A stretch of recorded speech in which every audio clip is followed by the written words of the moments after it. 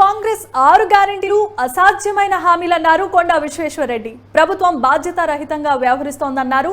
రాష్ట్ర ప్రభుత్వం వద్ద ఖజానా లేదు కానీ ఉద్యోగులకు జీతాలు ఇవ్వలేని పరిస్థితులు నెలకొన్నాయన్నారు.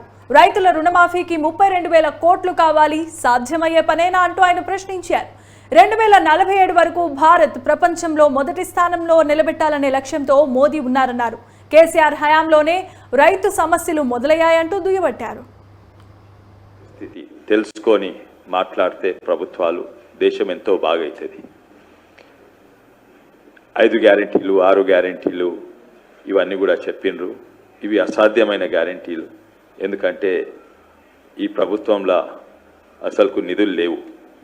8,000 కోట్లు అప్పులు కట్టంగా 55,000 కోట్లు జీతాలు కట్టంగా మిగిలిన 4,500 కోట్లే. దాంతో విద్య వైద్య రంగము రోడ్లు హాస్పిటళ్ళు ఇవన్నీ కూడా నడపాలి. అసాధ్యమైన పరిస్థితి. అటువంటప్పుడు రైతులకు 2 లక్షల రూపాయల రుణమాఫీ అని ఇంతకుముందు అన్నారు. అది అసాధ్యమైంది, మీకు తెలుసు. దానికి 30,000 కోట్లు కావాలి.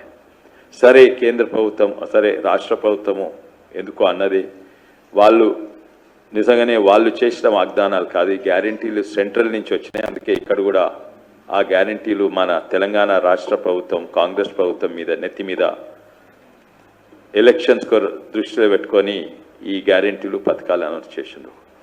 కానీ ఈరోజు నాకు చాలా బాధాకరంగా ఉంది ఏంటంటే ఒక చాలా సీనియర్ నాయకుడు 50 ఏళ్ల సంది రాజకీయాలను ఉన్నారు ఖర్గేజీ వారేమంటున్నంటే నిజంగానే మీరు 5 కేజీల బియ్యం ఇస్తే మేము 10 కేజీల బియ్యం ఉచితంగా ఇస్తారు.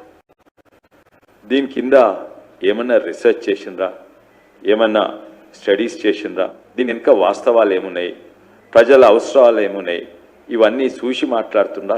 చూడకుంటేనే ఉత్తనే వన్ అప్ మెన్షన్ పట్టారు. నువ్వు 5 కేజీలు ఇస్తే నేను 10 కేజీలు. వాస్తవంగా ఖర్గేజీ గారికి బేసిక్ నాలెడ్జ్ లేదని అనుకుంటున్నా. లేకుంటే ఉన్నా కూడా ప్రజలను తప్పుదారి పట్టిస్తందుకు. ఎందుకంటే వాళ్ళు 5 కేజీలు బియ్యం ఎవరికి ఇస్తారు?